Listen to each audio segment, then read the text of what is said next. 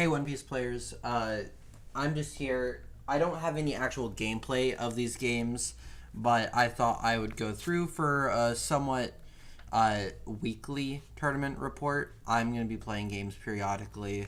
It might be a week, it might be every couple days, it might be every 2 weeks. We'll see.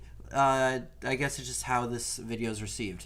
Today I played Reiju. I played 5 games and I want to go over my deck list and how I did. In the end, I did go 4-1, and I only lost to one deck, but I did go against 2 mirrors. So let me get into it. So to start us off, Reiju, if you don't know, says whenever you minus a Dawn for the first time during your turn, you draw a card. And so you have a bunch of cards in your deck that are minusing you Dawn.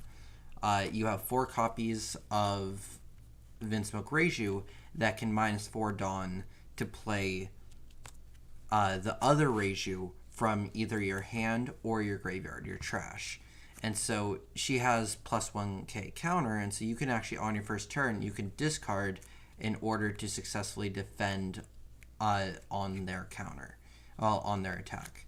Next up, we have Vinsmoke Reiju also draws you a bunch of cards. You just have to be careful about your hand size. We also have Vinsmoke Ichiji, which goes into our big Vinsmoke Ichiji, which reduces somebody's cost by... I'll end here so we don't have glare. So that you reduce their character by 2k so you can attack into it, but it also gains a rush. It's a 7k attacker that you can get on turn 2. Okay, and that's on turn 2 whether you go first or second. And then we also play Vinsmoke Judge as a one-of. Vinsmoke Judge, actually, I have not played him yet. He's in here so that you can reanimate the baby Power Rangers, but I have yet to use him. So I am debating just cutting him. I know he has his uses, but I am debating just cutting him. On top of our Vinsmoke Power Ranger package, we are also playing the Searcher package. A lot of people are playing Jerma 66. I opted away from it. Its trigger is very good, almost enough to warrant playing more of it. But I decided to go 4 copies of Baby Sanji. Sanji can, on turn 1, even if you go first, on turn 1, Dawn -1, he draws you a card. The moment you Dawn -1 with him to draw a card, you're also going to draw a card over here. So he's 1 Dawn, draw 2 cards on your first turn. He is my way of filtering through my deck, especially if I have a dead opening hand, even if I'm mulliganed. He is there to help unbrick my hand. We also have 4 copies of Kingdom of Jerma, the most effective way to get Ichiji into your graveyard. And you want big Ichiji in your graveyard because he has no counter and because he's still usable from your graveyard. And then it lets you go search for the top 3 cards. And while we're searching for cards, we're also going to be playing 4 copies of Porsche. Porsche allows us to look Dawn -1 on play to look at the top card, 5 cards of every deck, get a Foxy Pirate card. Spoiler alert, we're only playing 4, but I'll get to that in a moment. And so you get to play, 4, and then we also have Porsche, so 8. So our Porsche can go get another Porsche. It doesn't say other than Porsche.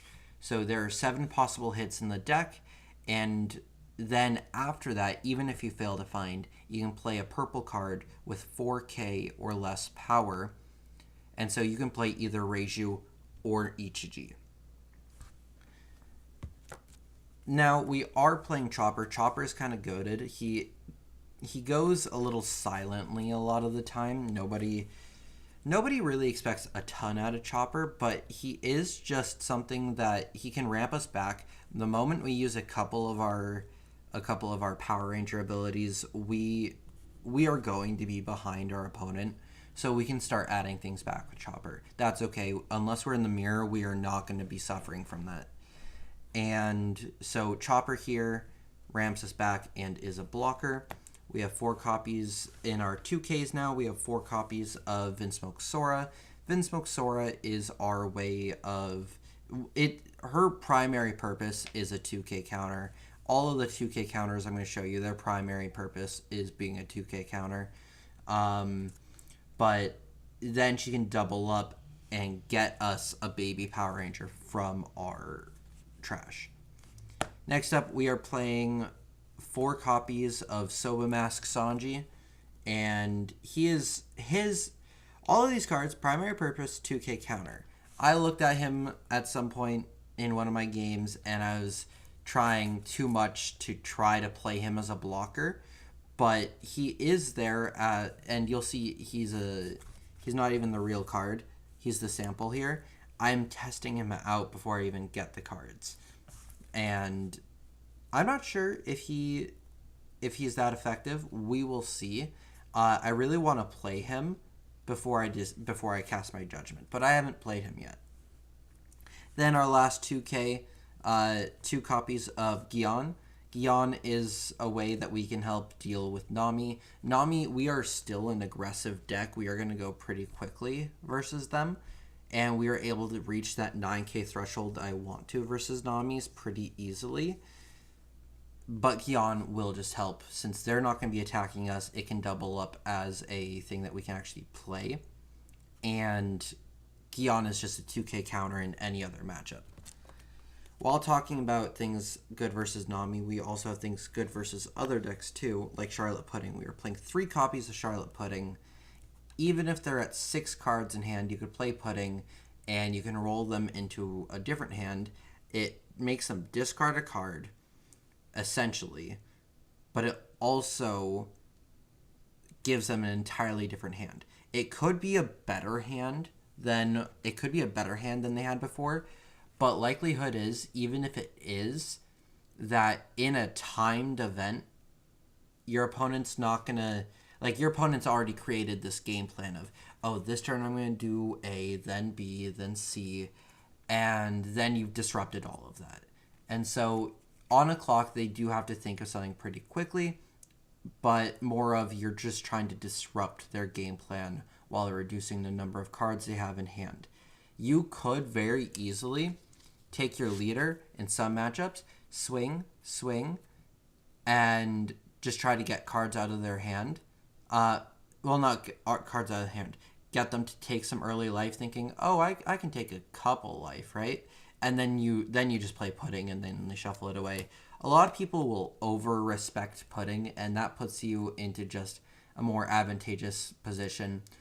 Coming from the world of Magic, where I played a lot of different archetypes, but particularly a lot of control. It's weird. I'm talking about control in an aggro deck, but if your opponent is playing into one of your cards, and you haven't revealed that you have it, and they're maybe adjusting their gameplay, they're slowing down their gameplay, taking different moves that are just not as good because you might have Pudding. You are winning that mind game, and you will be doing very well. To finish it off, I know a lot of people are playing 3-3 on the Nijis. I haven't decided if I like Niji. Niji can be hit off of Judge, but once again, maybe I would play Judge if I had Nijis in my graveyard. But I like I almost called it a security bomb like it is in Digimon.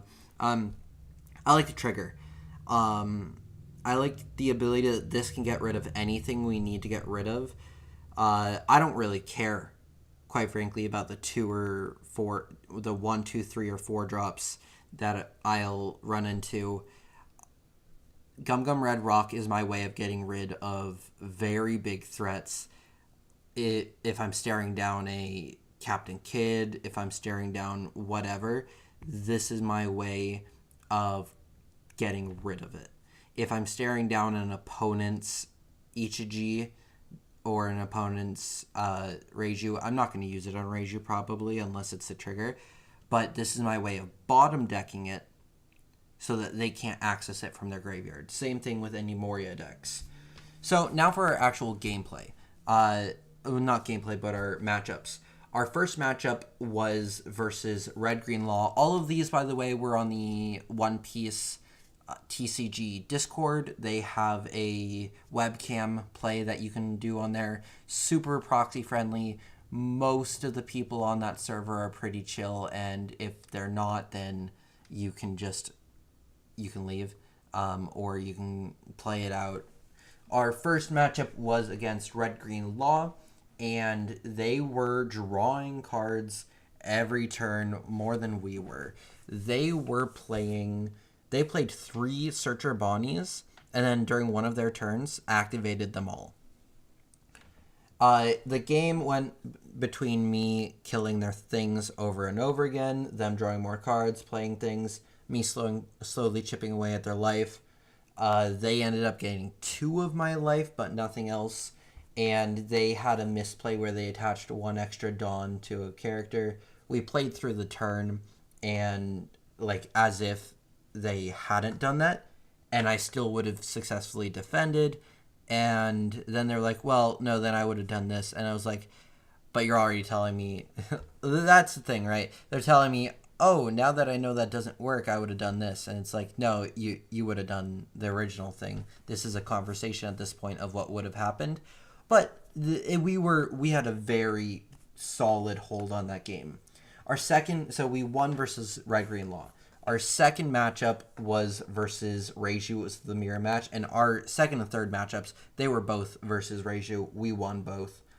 The first one, we were on the play, and we played Vinsmoke Sanji on our first turn, Dawn minusing 1, and they were never ahead in terms of, they were never behind in terms of Dawn.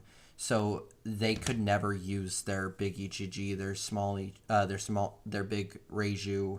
They could never use their abilities. They had to rely on finding a Porsche, and I found 3 that game.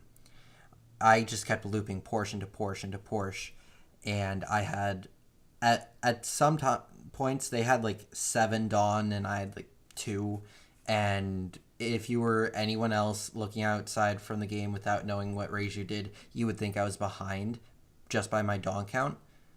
But you just have to play really aggressively low with your Reijus. That's why I like Sanji over Jerma 66 as well. He lets you go lower than your opponent in the mirror match. In the second Reiju match, we also won. I decided to go second because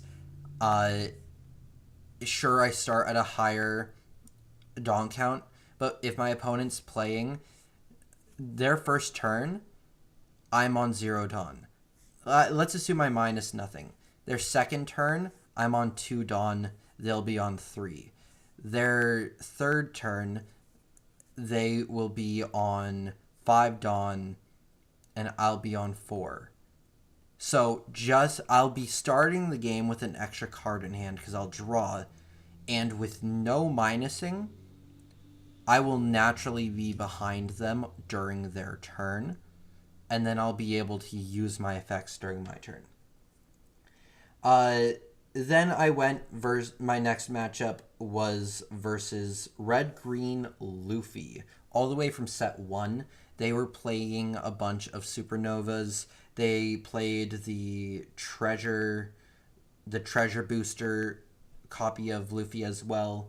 That was a very grindy, hey, I know I'm the aggro deck, but I have to kill your stuff. And so I was very focused on removal, and when I was focused on that removal, I was able to inch out the win. I never managed to get Sanji out versus that game. I felt like that would have been a very powerful blocker to have. I just never got a chance to drop him. Then, during my last matchup versus Gecko Moria, this is my 1 loss. And I think it's because I had 2 Sanjis in my opening hand, and not because I had 2 Sanjis in my opening hand. I could have mulliganed it away. I was so focused on trying to, drop a Sanji, because something that Moria likes to do is drop 5Ks and attack with them, and I wanted Sanji as a potential attacker. Not attacker, a potential blocker that I could do that on repeat with. and I never ended up dropping him. It just felt so wrong to do it any given turn, but I was playing around trying to. And I don't think that did me any favors. I don't think that that's I don't think that's the way to win versus Moria. If you can not like you could drop a Sanji, but I don't think you have to play around dropping Sanji. I took some early life where I could have done some Sanji plus twos, and I didn't, but I wanted to try him, you know?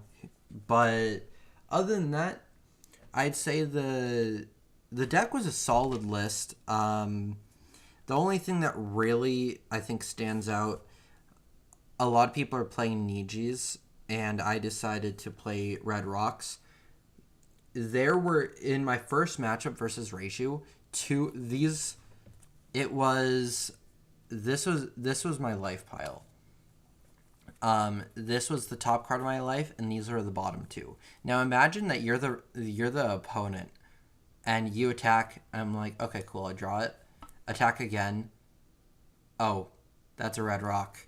That's another red rock. I didn't actually get to use the double red rock, but it did prove that they do occasionally actually show up where you want them to show up, which is in your life. Anyway, I hope you enjoyed this video. I will be doing some more matchup recaps probably as I play more on the simulator, and as well as the Discord server where I get to play with actual people with real cards. Anyway, I will catch you next time. Hope you enjoyed the video, and if you didn't, then let me know so that I can make other content other than this one. If you liked my list, if you have any thoughts on it, let me know down below, and I will catch you next time.